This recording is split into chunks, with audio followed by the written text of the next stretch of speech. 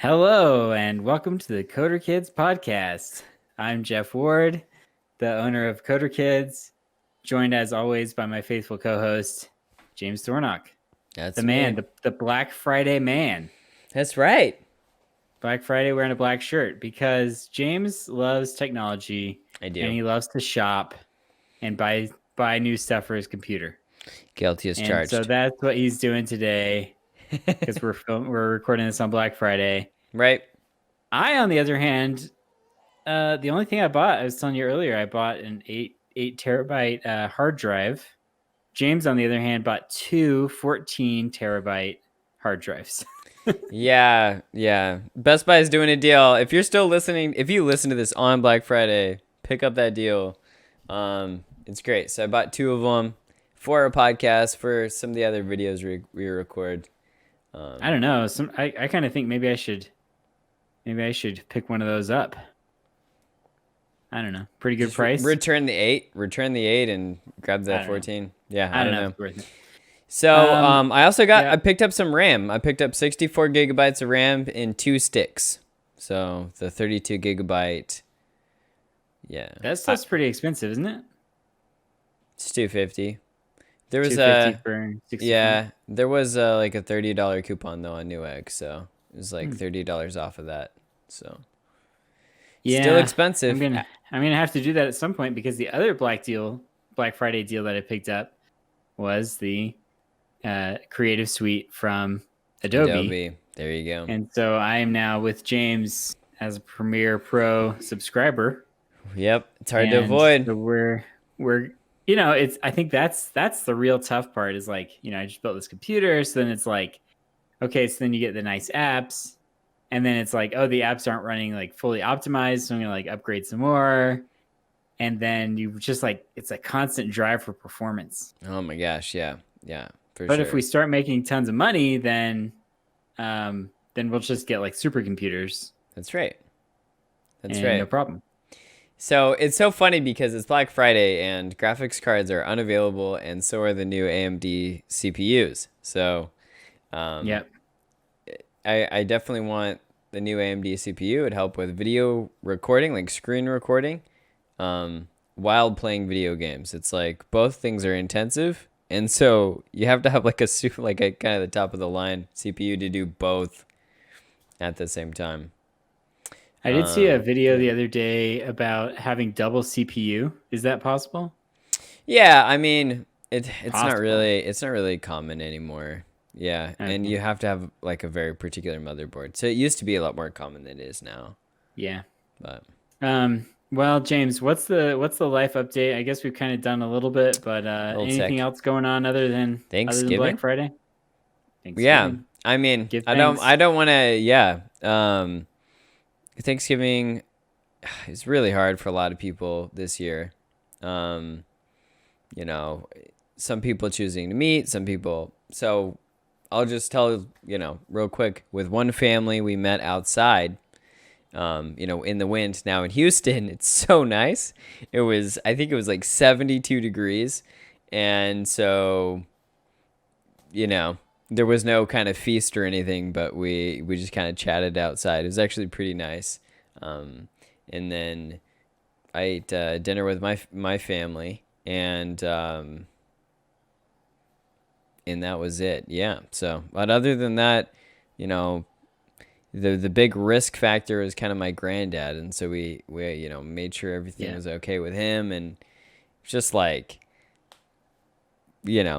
that it was basically all in his terms, and he's like, I've lived my life. kind of, I was like, okay, right. So, it's always tough and it's a little bit awkward, but I know a lot of families had it worse, and so I'm very, very grateful. We're in the vaccine camp. We're in the hope for the vaccine. So yeah, fingers crossed that comes soon. Help for the business, help for America and the world. Yeah. Guys, my Thanksgiving update. We were alone. We didn't see anyone. And so there was no COVID spreading here. And we went to Cracker Barrel. I guess there might have been COVID spreading going on at Cracker Barrel. We did eat inside. But that said, I mean, restaurants have to be at like a third capacity. I mean, there were so few people. Now it was still a long wait, but I've been to Cracker Barrel in years past for Thanksgiving. It's like a 3 or 4 hour wait. This year we were looking at like 30 or 40 minutes. So Jeff, it wasn't too bad. did I ever tell you I used to work at Cracker Barrel? I think you've told me this, but you probably know exactly what I'm talking about, huh? Dude, I worked at Thanksgiving on I-10 in Houston. That Cracker Barrel that's like off of Barker Packed, Cypress. I Dude, bet you it made was some pretty good money though. crazy.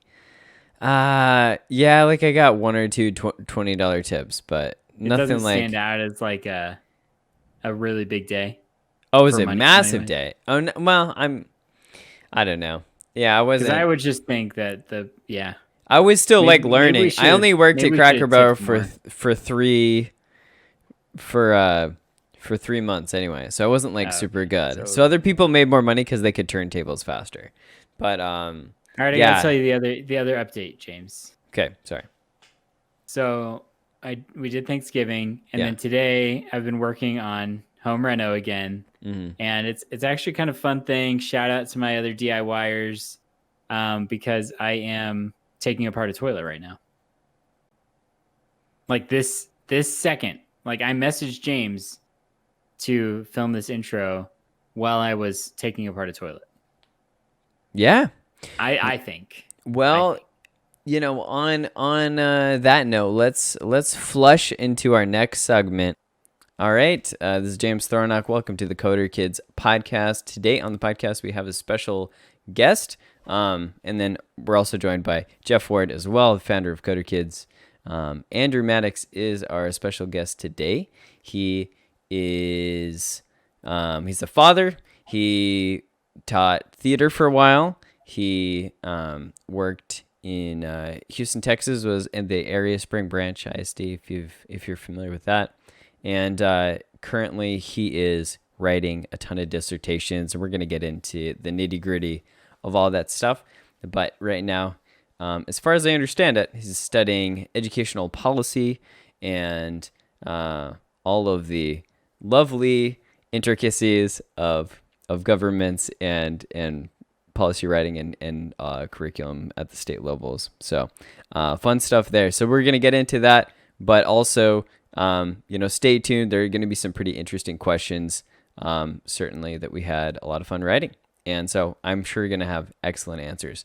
And I would say, as far as introductions go, that this is not some boring academic. Andrew is pretty fun. He's got a great personality. You have to be a theater teacher, and so this should be a lot of fun. So first off, Let's let Andrew introduce himself a little bit. Yeah, sure. So let's talk about why teaching in general. Why education?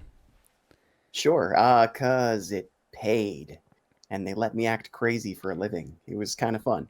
When did you Education. start? Well, I sort of fell into education. I I was one of those guys who had no idea what I wanted to do, and so when other people were going, I want to be a ballerina when I grow up. I want to be a firefighter when I grow up. I was one of those guys who said, I have no idea. And then my life kind of took a weird direction. My senior year in high school, I was sort of, I don't know, not coasting. I was just one of those kids that was sort of an overachiever naturally, and so didn't really invest much into anything because it all kind of came easy to me. Brag. But it all kind of derailed when I ended up having brain surgery my senior year of high school. And so all of the That explains athletics- it right there. Yeah, no kidding. It makes so much more sense. When my plans kind of got derailed, up to that point, I was very much into, athletics and performance and stuff. And when my physical limitations were suddenly imposed and they said things like, you got to take care of your head and you got to be careful with your neck and you got to give up all of this, I was looking for another outlet. My outlet became theater. And so all through the rest of high school, all through college, I was doing theater, but sort of in a real vague sort of way. I was doing a lot of theatrical productions, but I wasn't intensely studying theater. I was studying literature. I was really interested in words and in poetry, and I was really interested in stories. And so I ended up getting a bachelor's degree in English. And everybody went, great, what are you going to do with it? And I still went, I don't know. I have no idea. And so when I was wandering around aimlessly, an opportunity came up. I had paid my way through college with all of these acting scholarships, but I still just sort of considered it a nice hobby or a pastime. And an opportunity arose to go study at the American Academy of Dramatic Arts in New York City. And I auditioned for the school and I got in and I was really stoked. And I went and I studied acting and theater full time. And it was a great experience until it wasn't. And the cash ran out and I went, okay, that's great. I've learned a couple really cool things here and I've lived on my own in New York, but I still have no idea what I want to do. And a friend of mine, a friend of our family, a very dear friend of mine, thankfully sort of came to my rescue and she said, have you ever considered teaching? And I thought, haha, that's cute. And I went, well, I mean, sure, I guess. I mean, it'll pay the bills till I find out what I really want to do. And she said, well, it's a shame you don't have a teaching license or whatever. We're looking for a Spanish teacher position at our school. We're looking for like a long-term sub. Maybe you could, get your feet wet and see how you like it. And I went, sure. I actually speak Spanish, served a church mission in Mexico. So I was bilingual fluent. And I went, cool. Yeah, why not? Yeah. And so I did alternative certification, started off doing this long-term teaching gig. And after about 3 weeks, one of the principals came to me and said, look, you're great.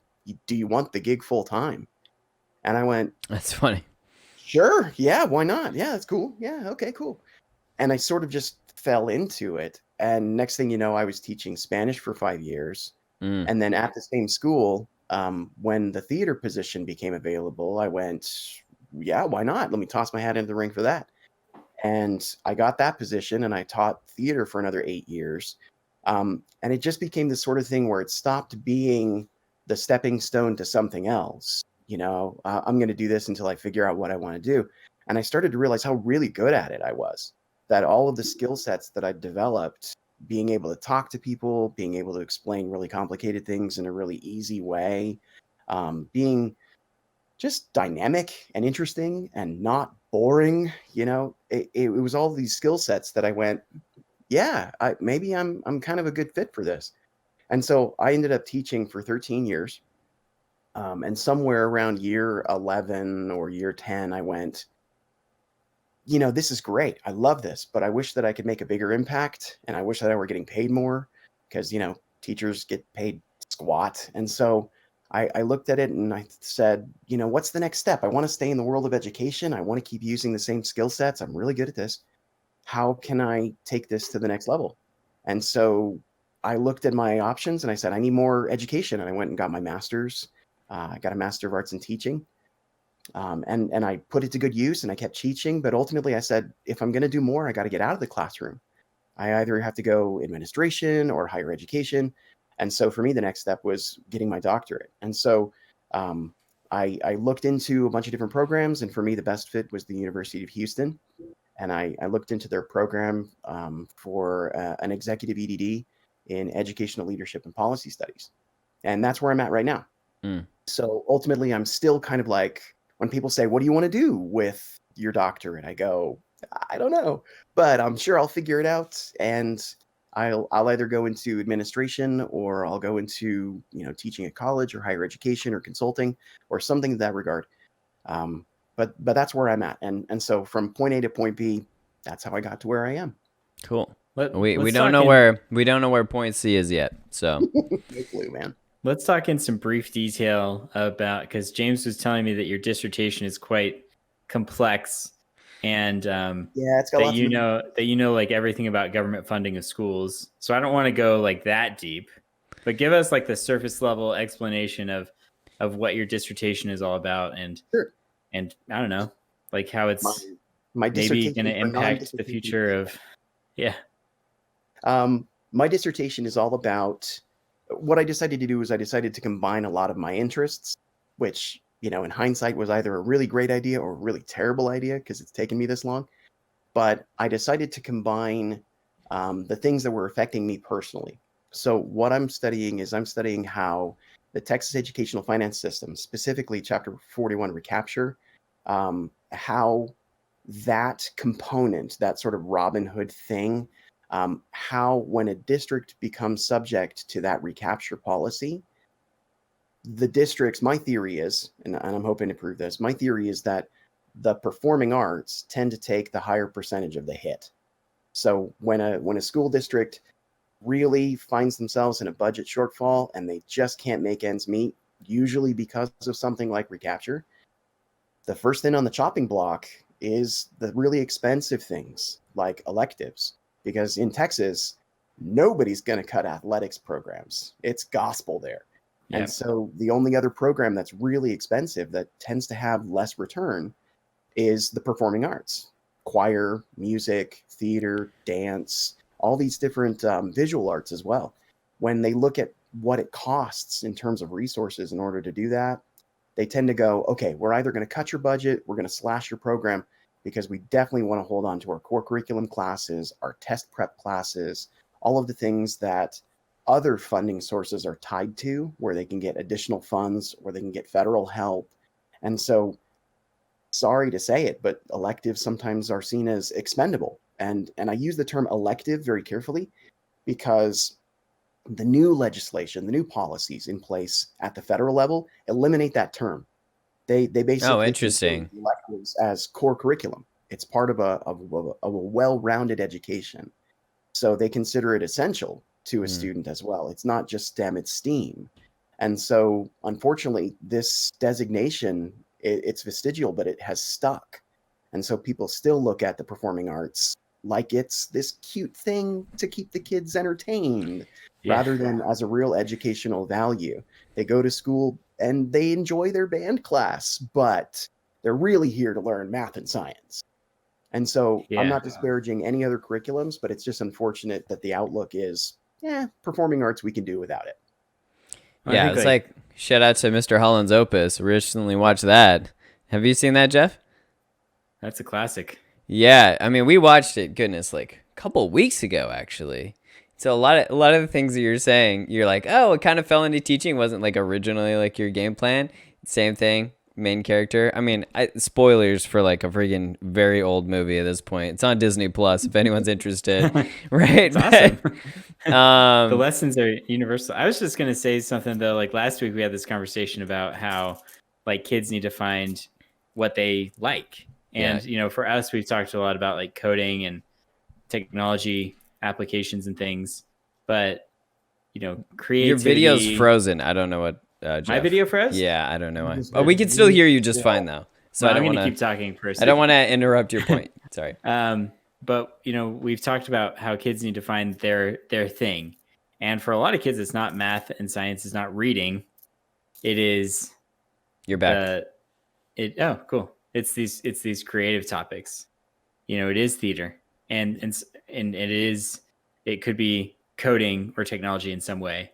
But it's unfortunate that a lot of times those things are not emphasized just for the like beauty of like getting these kids to algebra 2 and like force feeding this math down their throat that they're probably not going to use again. Again, I know we're not trying to pick on different subjects and I love math, but not everyone does. Sorry, math people. No, not everyone does. So it's like, we teach them to read and write, but if we take away the arts, what are they going to read and write about? Right. Yeah. So that's what a theater teacher would say. You're right on. You're right on point. Let's talk about let's shift gears a little bit. Sure. And is my video still working?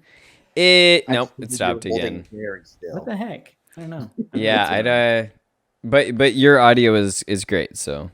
Well, listen to my beautiful voice, you YouTubers, YouTube people. Okay, so let's shift gears a little bit and let's talk about the pandemic. And I want to get your perspective, Andrew, on basically just how you feel like the pandemic has impacted education. And you can kind of throw some policy perspective on there as well, because as we know, when the pandemic hit, a lot of this big problem was fixed through districts creating new policies. So I'm kind of interested to get your perspective on this whole thing. Yeah. Um, in short, it was devastating. It was devastating to education. Um, this is a far more complicated question than you know, simply because there's a lot of moving pieces here. So let me break a couple of them down. First, in Please. terms of workforce, when COVID hit, it really scared people. And when we talk about education, we're not talking about an institution where we send our kids off and hope for the best. We're talking about entrusting them to actual people to teach them for hours each day and to instill upon them their learning and their knowledge. Mhm. And the problem is that we have this disconnect sometimes that we look at teachers and we consider them these noble martyrs who will just take one for the team because it's what's good for the kids. Forever. Well, Yeah. exactly. Endlessly. The problem is that in terms of actual workforce, a lot of people were genuinely scared. And so one of the things that people predicted, and it turned out to be true, is that there'd be a mass exodus from teaching. That when the end of the year hit, about the time, let's call it spring break to about summer vacation, we'll call that, phase one of COVID, right? When it was hitting at the end of the school year, everybody just kind of held their breath Okay. because they didn't know how long this was going to last, how severe it was going to be. And I remember all of the talk originally was, people are blowing it out of proportion. We'll be Sure. fine. Hmm. And not 2 days later, our school district was saying, stay home. This is probably more serious than we think it is. So you guys take care of yourselves, stay home. We'll figure it out as we go. And in this whole notion of we're going to build the airplane while we're flying it, good luck, right? And so I remember the first couple weeks where nobody really knew what was going on, but there was this genuine dread. But every teacher that I knew was just like, we're going to take one for the team. We're going to do our finest work here. And I'm sure we can trust our districts and all of our administrators. They will figure it out. They will have a plan for us by the time we hit April. And then it was by the time we hit summer. And then it was by the time we hit the next school year, they'll have something figured out. And bless their hearts, they tried and they are trying. Okay, so I'm not gonna throw them under the bus. They're doing the best with a terrible situation. But the problem is at the beginning of this school year, without a real concrete plan, some school districts started, because of policy from on high. They said at this certain date, and it was like mid-September, they said you must do at least some form of in-person instruction. You can do hybrid, you can do completely in person, but you have to do something in person because otherwise there are going to be some students who are falling through the cracks. Their needs are not being met. But before that, it's completely your prerogative. However you want to do it as a school district, you guys decide what works best for you. So a whole bunch of school districts either did hybrid learning or they did completely online. And most of the teachers, because of phase one at that crash course end of last school year, they had sort of an idea of what they could do and couldn't do, and I'll get more into that in a second. But beginning the next year, there were a lot of teachers, and I say this politely, a lot of teachers generally in the world of education are on the higher age set. There are a lot of people who have been teaching for a long time, and so ironically, there's sort of a no in between. You've either been doing it for 40 years and you're ready to retire, or you're brand new, less than 3 years of teaching right out of college and you haven't been burned out yet. In between, there's this gap. There's this crucible that a lot of teachers don't really make it through. And so you're either committed for life or you're just going, it's not for me, I'm out. And so these teachers at the higher age, they were terrified. Absolutely terrified, especially as they looked at the news reports and they said one of the most susceptible groups is these, more elderly groups. And they go, that's me. And I'm going to be in a room full of petri dishes teaching nonstop. Oh, the beginning of the school year. What am I going to do? And a lot of people took early retirement or they worked out something with their districts. But it was a horror show. And it was absolutely terrifying for these poor teachers. And so right now we went from a bad situation of not having enough teachers to a worse situation of not being able to replace the ones that we lost. And so we now have a much younger demographic across the nation in terms of teachers. We have a lot of inexperienced but passionate, and we've got, if you look across the boards, the amount of teachers who've been teaching for 10 years or less is enormous. It's a much higher group than it used to be pre-COVID. And sadly, it should be more than that. There should be more who are staying with the profession. There should be more who are joining. But if somebody said to you, if you're considering career options, you should consider being around small children who don't wash their hands. It'll be great in the time of COVID. You can see why people weren't leaping into the teaching profession. And they said, thanks, no thanks. So that's one aspect, the workforce. The second one is the curriculum. Some curriculums translate better than others into a more online format. If you want to do math, then you as a math teacher can get up with sort of a virtual whiteboard, and you can say, here's what I would do, just like I'm in my classroom. Check out the virtual whiteboard on your screen. Now, you've got your books at home. I want you to do some practice. Let's talk about the concepts in case you're not understanding it. If you've got it, great, let's move on to the next concept. But for me, for example, theater arts, how do you teach somebody what it's like to perform in front of an audience when they physically can't have an audience? How do you Choir, same. do something? Right, Can't how do you harmonize like over the lag. exactly. How do you do band? And this year there's a bunch of companies, third-party groups who said we've got possible solutions, and they approached the world of education. So, respect to all those entrepreneurs who said, we've got these ideas that you can use, and it made band classes possible. It made things like that work. But some things just don't translate online. Some things don't physically work. For example, in the world of theater, one of the things that I teach my students is that there's a very different style of acting when you're acting for film and when you're acting for live theater. Film, you do it, and if it's not perfect, you record it again, and you get your best product on the screen, and then it is immortalized, frozen there on film for the rest of time, and anybody can watch it and they get the same performance, and it's a passive watching experience. The audience doesn't affect the film. I can pause it and it doesn't hurt their feelings. But if I'm doing a live theater performance and I tell a joke on stage and nobody in the audience laughs, it'll immediately get in the actor's head and they go, did I deliver it wrong? Is the audience just really quiet tonight? Or the opposite is true. If I'm saying something and they're laughing at everything, man, my energy level goes up and I have to learn to control it and use it, and we can have a great experience, and becomes this shared thing. That doesn't work online. It doesn't work being that type of teacher.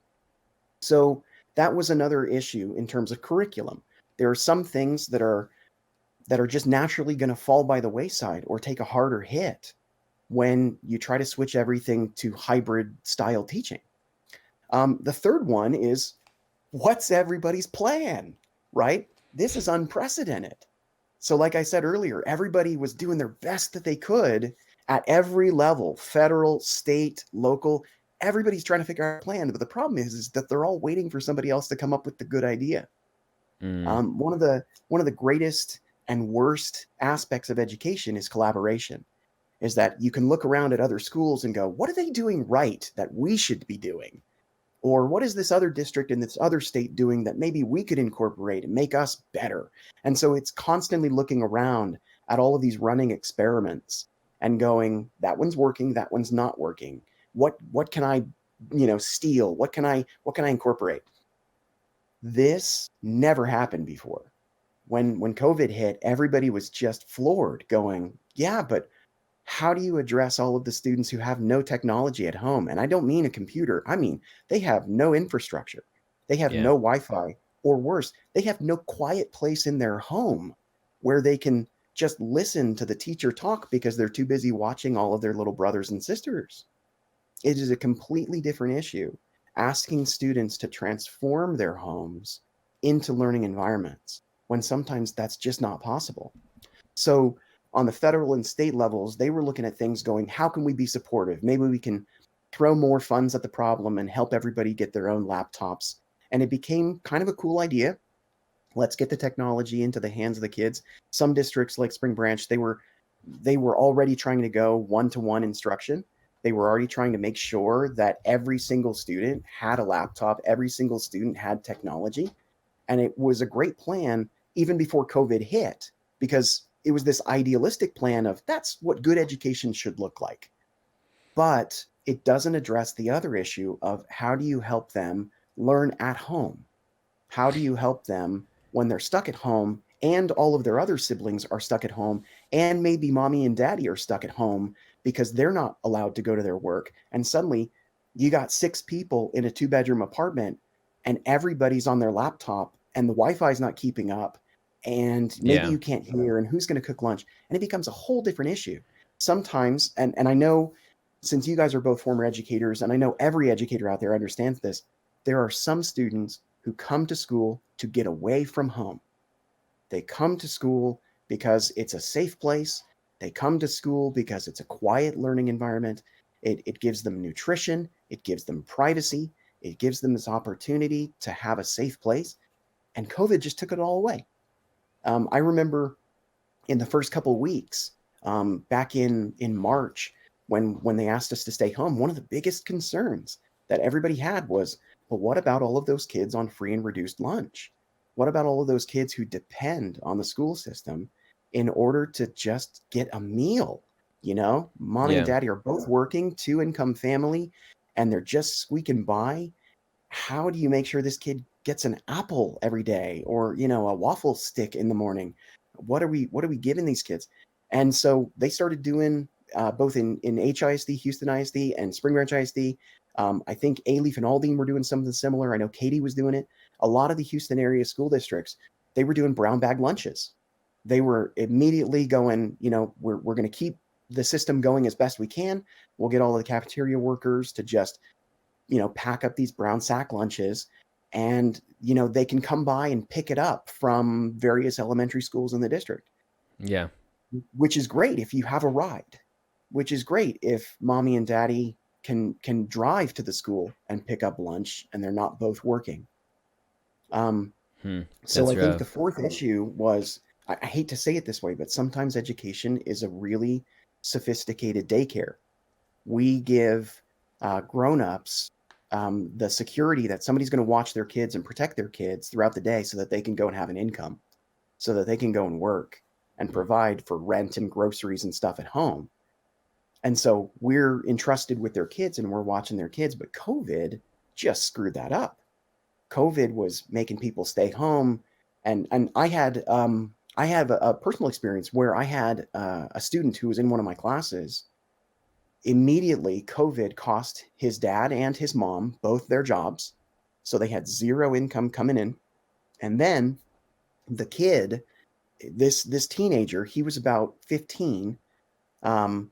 He was, oh, sorry, no, he was 17, excuse me. He was working at Chick-fil-A. And he had younger brothers who were 15, and one of them was 12.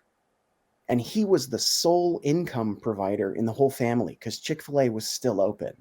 And so he was making rent for their family because nobody else had a job. Nobody else was working. They weren't considered essential workers. And so in terms of how it affects education, you look at the big picture and you say, okay, school is usually a better environment for most kids. COVID took that away. School is usually the place where we send this workforce, and we consider it a safe working environment. We just took away the safe working environment. In terms of curriculum, nobody knows what they're going to do because it's unprecedented. And so they're figuring it out as we go. And so all these moving pieces just made it a train wreck. But I pat the educators on the back. Every single teacher and administrator that I know of was doing their darndest to just try to make the best out of a bad situation. And so I would, you know, I had peers and colleagues who were up until 2 in the morning trying to figure out how to reach that one kid who wasn't joining their Zoom class. I had teachers and friends who were completely redesigning all of their unit plans and lesson plans at the last minute, trying to figure out how to still teach to the standards, how to make the classes engaging and rigorous and relevant, and yet how to reach out to those students that you can't reach. And so I think one of the things that COVID has shown us over the past, well, what's it been now? 7 months, 8 months almost. It's felt like forever, but yeah. Oh, it does. I think one of the things that it has shown us is, one, there's a special type of person who goes into education the same way that there's a special type of person who goes into medicine. It's a really altruistic person who's willing to go above and beyond. Um, but they also have a breaking point that at some point it really is, the salary and the paycheck, and you got to do what's best for your family, and you can't be in that environment if it's unsafe. And I think it became this giant balancing act between doing what we can do versus doing what we wish we could do, doing what we have to do, doing what's best for all parties involved. And I don't think it was handled perfectly.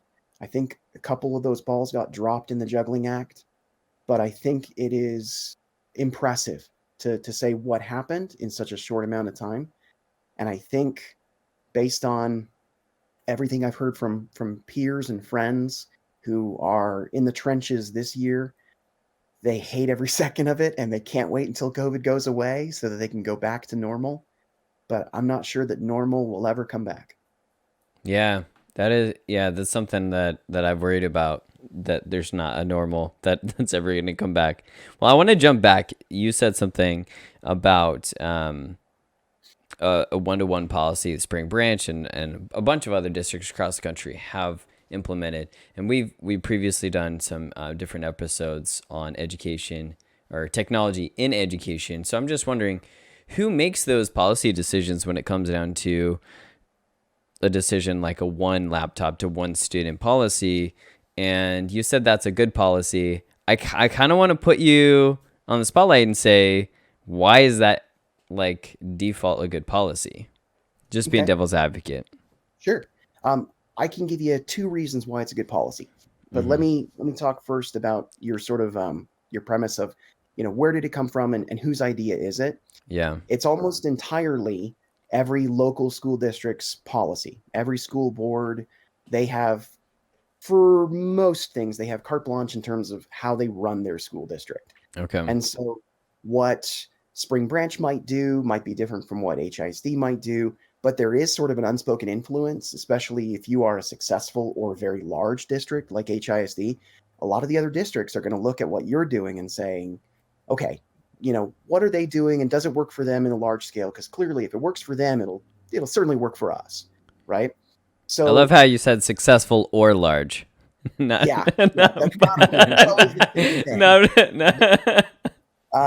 A lot of the districts started technology rollout about 3 or 4 years ago.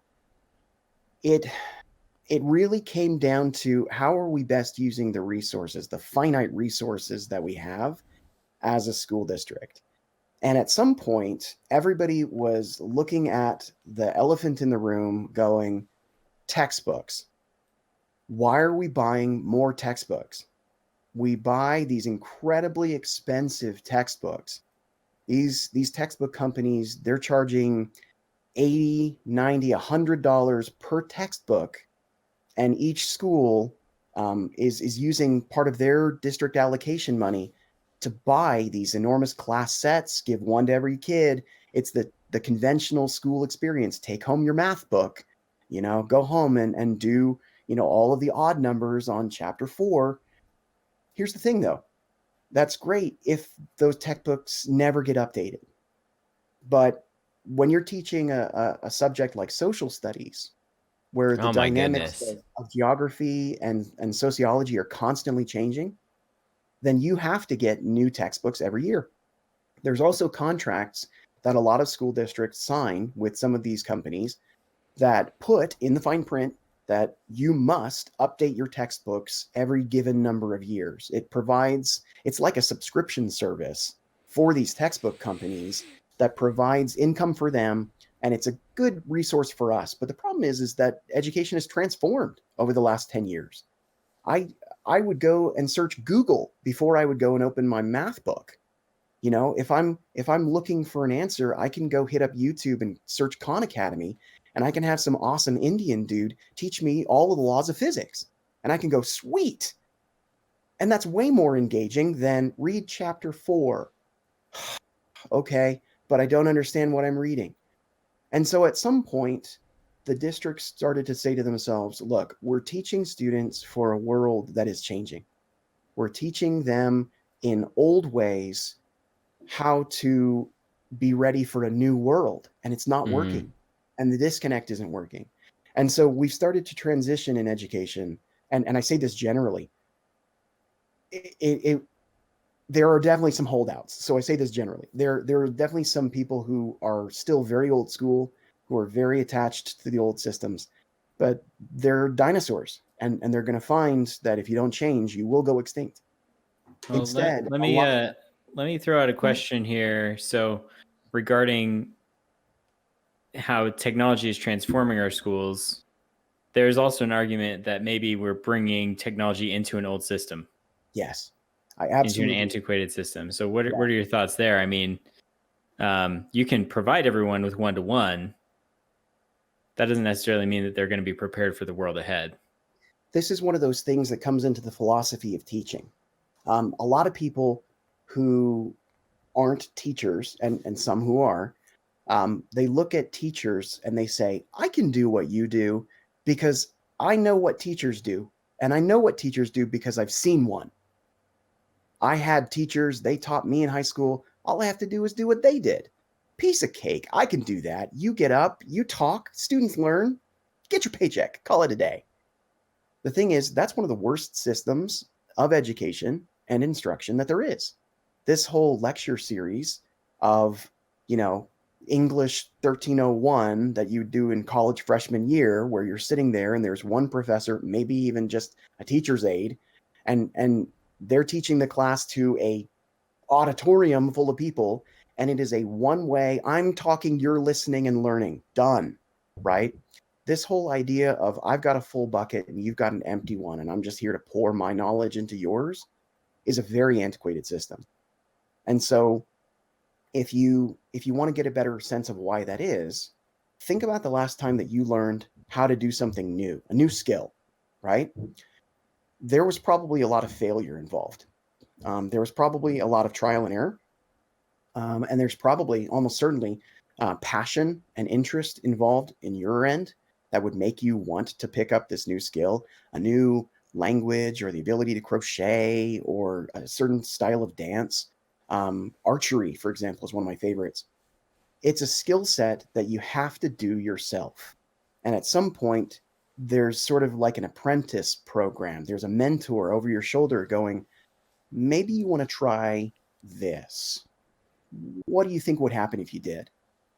I know that for me personally, the things that I have retained most in my life are the things that I had to teach myself how to do. That sort of educational style is unpopular because it makes a lot of teachers, and again, it goes back to that whole older age set versus younger age set. It makes a lot of the teachers uncomfortable because it isn't what they've seen, it isn't what they're used to doing, and we're asking them to do it a different way. And so simply throwing technology at that system, why? It's like putting a Band-Aid on cancer. That's not going to fix anything. It just, makes you feel like you're doing something. So when you look at teaching as a whole, you have to make it a very personal experience for every student. You have to say, look, you are the teacher. You are here to teach yourself. I'm here to sort of facilitate that learning. I know way more than you do. Of course I do. But I gained that knowledge by doing what you're about to do. And I'm going to show you the same steps that I took in order to gain the knowledge that I got. Frameworks and scaffolding and yeah. Exactly. Now, a good teacher will figure out a very logical, a very ordered, very sort of Gerber baby food before you eat the steak method that'll help students to not disengage or get discouraged. Bad teachers will just go, look, I talked, you didn't get it. That's your problem. I can say it again in the exact same way. Maybe if I do it slower and louder, you'll understand now. That's not how teaching works. Yeah. And so if you take this new style of teaching, not that there's anything new about it, because this whole, self-engagement system has been around for a long time, but it's hard for teachers who are joining the profession since there aren't enough examples of teachers out there doing it. If a teacher hasn't seen somebody else doing it, then they don't know how to pattern themselves after that. They don't have a model or a role model to follow themselves. And I think that's where the role of administrators should come in. So that's a whole different issue. But Sure. in terms of where technology plays its part, technology unlocks a lot of abilities. It unlocks a collaboration, and it unlocks a ton of resources that you can find online. But we're talking about a generation of kids who don't know how to turn off their cell phones. We're talking about a generation of kids who have more computing power in their smartphone than the entire Apollo 11 space program did. And they're busy, playing Clash of Clans, or they're busy, watching the latest video saying, "Oh, isn't this great? Let me check my TikTok," rather than what they should be doing. So technology is a double-edged sword because it puts more power into people who have less discipline. And so as a teacher, Interesting way to look at it. It's one of the reasons why I like to use the word facilitator. As a teacher, my job should be there not as a babysitter, not as a simple deliverer of information. Here you go. Here's your delivery. My job as an educator should be, let me teach you the skill set and the tools you need to teach yourself. And this includes self-discipline. Everybody loves to hit that hamster feed bar and get their fix and watch their favorite cat video. Or you could put that aside for a minute and realize that there's value here. That even though I'm asking you to do a harder thing with this cooler, shinier technology, you need to understand how best to use it. That there's This is something we've talked about in the past, which is that kids have this perception that technology is a toy. Yeah. And they've used technology as a toy because a lot of parents, and we all three have worked in low-income schools. Yeah. And so, or we've worked with a lot of low-income students, especially. And so, especially in low-income communities, and there are amazing parents in low-income communities, so I'm not calling it out, but I think that especially in low-income communities, there's this idea like, here's an iPad, go entertain yourself for 8 hours. And this is like, on Saturdays or before they go to school. So then they arrive at school and we're like, hey, here's technology. And by the way, we're going to use this technology solely as a tool for learning. Yeah. And to do hard stuff. And to do hard things. Yeah. And it's like, wait, I've just been pressing the button and getting food. Right? Yeah. And so that's a huge challenge for technology. And so again, kind of going back to the one-to-one, it's like, yeah, we can give everyone a tool. Mm-hmm. But if they don't want to use the tool, then what are we doing? It's just a big waste of money. Yeah, for me, I think that was one of the biggest challenges of COVID. Is we went from having the students in the classrooms with their laptops and their Chromebooks and being able to monitor and direct and say, okay, and then suddenly they were at home, unsupervised with the same technology, and we couldn't get them to log on to a Zoom meeting. And I'm like, these are the same kids who are playing Call of Duty for 3 hours, 4 hours a night. And you're telling me they can't figure out how to log on, to a chat program? Yeah. Yeah. And it became this issue of, self-discipline, self-mastery. You're sitting there going, okay, yeah, you put it perfectly. We teach kids that technology from a very early age. And sadly, that age is becoming earlier and earlier, that technology is a toy, that is a diversion. Not long ago, in fact, just the other day, I saw a 4-year-old, their parent had given them an iPad. And the whole purpose behind it was to keep him still and keep him quiet so that they could have their adult conversation undisturbed. And and it made my heart hurt. That hits. Oh, because for me, that's short-term gains and long-term losses. If we look at the one-to-one system, I think it's brilliant. I think it eliminates some of the issue that we have with an economic gap, with this opportunity gap between the affluent and the destitute. We have these kids who come in and they've got deep pockets and mommy's got big piggy bank, and they've got these amazing computers, and they come in and they write these wonderful essays on their laptops, and they're done with their class assignment in 20 minutes because they've got the resources. And then you've got these other kids who are trying to do the same thing on their smartphone, and it's 3 generations old, and they're doing the best that they can, and it's not the same playing field. And so I love the fact that there are districts out there who say, we want to level that playing field. We want to make sure that no matter what your home life is like, no matter what your personal situation is, you can have access to that same technology. And I think in the lofty sense, in the idealistic sense, that was the driving force behind one-to-one, is that every district said, let's get rid of that gap. Let's make sure every student has access to this. And unfortunately, in terms of the rollout, in terms of the reality of how it actually happened, unless you're also providing that same student with Wi-Fi access at home and an internet subscription and a quiet place to learn, the playing field still isn't level. Yeah. It's just better, but it's not good. Yeah. Yeah. Chromebook at home without Wi-Fi is almost dead in the water. Like, yeah. What's the point? Our district, Spring Branch, and I know HISD was doing a similar thing. I know Katie was doing a similar thing. We had Cricket brand hotspots that students could check out from the library, take home over the weekend, and they would have internet access at home. All they had to do was plug it in, and boom, they had free Wi-Fi at home. And it was great. But the problem is we had something like 7 of those the first year, and we had something like 14 or 20 the second year. Great. So you help 20 kids at a school of 1,000, and I'm not suggesting that every kid doesn't have Wi-Fi at home, but again, you can see how it's not quite meeting the needs. But we got to get those Promethean boards. We need more Promethean boards, though. Those things are a hot mess. Oh, man. Yeah, it's interesting. They got money for unvetted technology, but nope, not for the things we need. It's interesting, though. I think that internet, though, really needs to be a universal, human right, essentially, throughout the world. Yeah. Although it's not like it's not without dangers. So, right. And it depends on your definition of right. It's like, I don't know. But I mean, it's complicated. I wish every kid would have internet. At the same time, sometimes I wish they didn't. Yeah, I mean, there have been studies about. Again, it's about tool versus toy. Oh, it becomes a jagged little pill, because when you give the kid the access to the technology, but you tell them, now you can use this, but it's still our technology.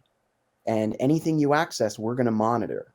It becomes a really sticky situation where you go, okay, but the internet is the Wild West, and who knows what you're going to find out there. So, we know, and it's not good, and it's also awesome, and it's like here's what it is. It's like handing whatever age you want to put in, 4-year-old, whatever, the keys to a Ferrari. That's what it's like.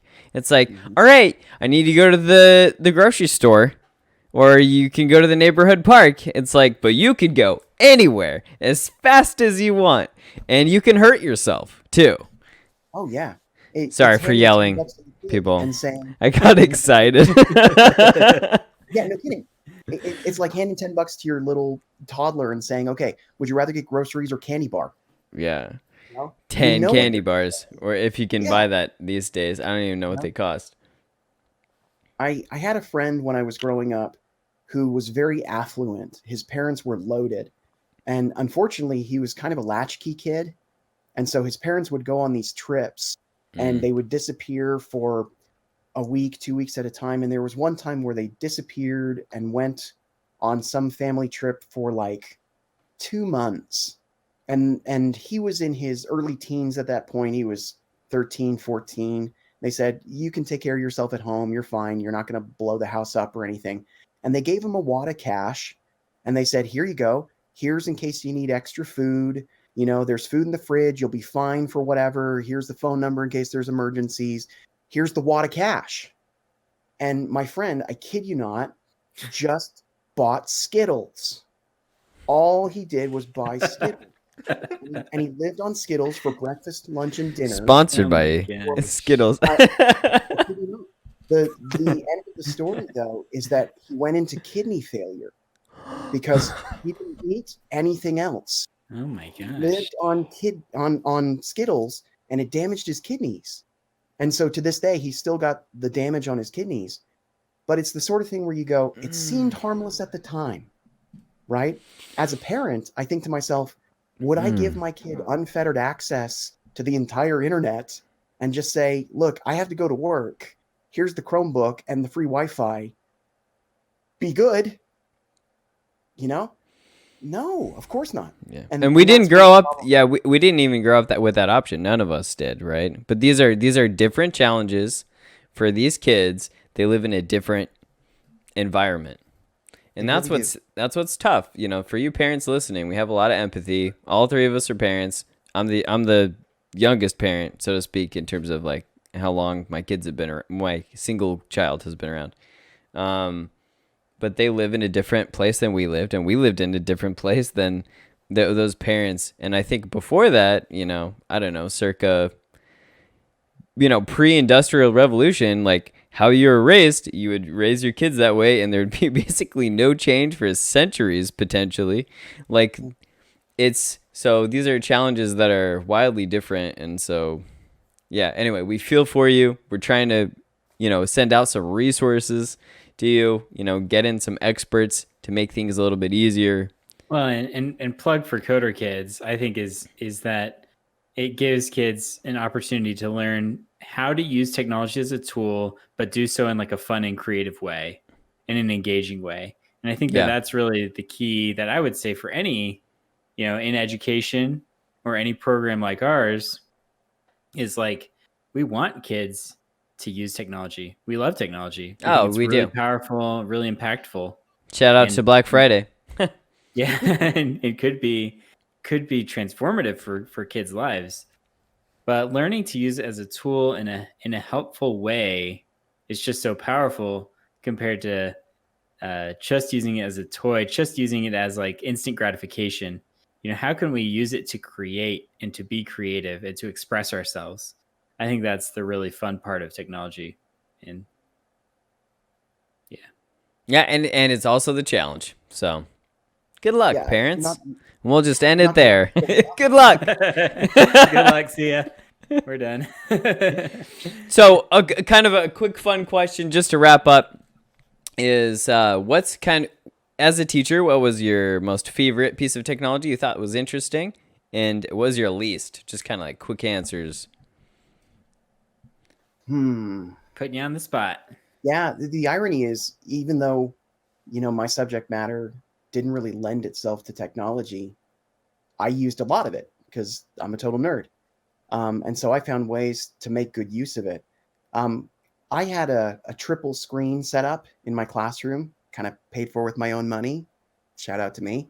And I set it up in my classroom so that I could work on two separate tasks at the same time, or bring up, you know, like a rubric of a particular student plus, you know, all of the rubric content, so I could score something really quickly and easily. And my third screen was a projector. I loved to use media in my classroom, and in that regard, it lent itself really well and very, very fluidly to what I was teaching. And so I sort of stiff-armed my principal and my district and powers that be, and I went to bat. I mean, I fought to get the rusty wheels grinding, and I got them to install speakers in my ceiling tiles and a mounted projector so I could get it off the floor and out of the way. So when we were doing physical activities, nobody tripped on cables. And I really loved the setup in my classroom. One of the things that was sort of notorious in my classroom is that I didn't have any desks. I didn't have any chairs. And my students would walk in and they'd get this real confused look robotically because they're just zombified and going, but where am I supposed to sit? And I'd go, the floor or the wall, if you can defy physics, you know? And they would look at me like I was crazy. And I'd say, in this classroom, we move around a lot. So, you know, you're not an audience member, you're a theater person. We're we're thespians. We're going to do, we're not going to sit back and be passive. And so that projector came in really handy a lot of the time. It was sometimes more trouble than it was worth in terms of replacing bulbs or making sure that some substitute didn't change cables when they couldn't figure out, how to run it the right way. But I think my least favorite piece of technology was cell phones. Absolutely hated them. They were really useful for their purpose in terms of recording a student doing a performance and being able to watch themselves do it, or being able to create these amazing videos. But the problem is kind of what we touched on earlier. It's this idea of, if nobody's watching over my shoulder and I have a choice between doing the hard thing and doing the fun thing, I'm going to do the fun thing. Yeah. So it was unfortunate. I was surrounded by a lot of idealists, and not bagging on any idealist out there, but philosophically, I had a bunch of people around me who just believed in the greater good of students, that they were just inherently more altruistic and more selfless, and surely they'll do the right thing if you just trust them. And I never found that to be the case. I found that I constantly had to redirect and guide my students to do the right thing. And I was considered the fun class. I'm the theater people, where we're supposed to be goofing off and just having a good time. And I was the guy going, guys, stop goofing off. We're going to do some stuff here. Yeah. And so cell phones were a big distraction. So I think, sort of to sum up, I think technology is amazing. I think it has the right ability to unlock opportunity. And I think in the wrong hands or used the wrong way, it can be absolutely crippling to good education. Yeah. Well, hey, so it's funny, as you were describing your classroom, I remembered being in your classroom. So I actually substituted for Mr. Andrew for 2 days. Thank you for not messing up any Just of my 2 days. No, because I knew how to use it. Right. But it was true. I walked in there and that was my first thought. It was like, where are the desks? And then like the kids came in. But this was like the middle of the year. They knew what to do. And can I just say, they were so well behaved. They knew exactly what to do. They were very respectful to me because they knew that I would report back to you. And they really enjoyed it. And so it was an enjoyable experience. So, when Andrew's talking about how he is such a good teacher, he actually is. I wish I could disparage him, but it's really hard to. So thank you so much for coming on the podcast. Really appreciate it. Thanks. And I guess, yeah, that's it. So if anyone has any policy and or how our school is funded, it is very lengthy. It is very dry. But if you're interested in that kind of thing, I guess shout out to Mr. Andrew Maddocks himself. Yeah, Andrew, is there any way that like an email address or contact you? Yeah. Yeah. Sure. We'll put it in the show notes, whatever it is. Yeah, Smoke signals. It'll be smoke signals. I think to myself, boy, what a sad individual would want to ask me policy questions, I don't But know. I'm Maybe no one one. interested in this. Bless their hearts. Yeah, possibly no one. Yeah, I'm like, I really hope they have a better life than I do, Yeah, they can reach me. Probably the easiest way is an email address, and my email address is drewdice, DREWDICE at hotmail.com. You can reach me that way. Ask questions if you got them. I'm happy to try to take really complicated things and make them sound way less boring than they really are. Yeah, so maybe if you're thinking about teaching, maybe that's more interesting than if you have policy questions about how schools are funded. That actually personally interests me a lot. But yeah, so if you're thinking about teaching, is this something I want to get into? Talk to teachers but also Mr. Maddocks here has done it quite a bit. So thank you, Andrew. Thank you for coming on. Thanks for the opportunity. All right. See ya.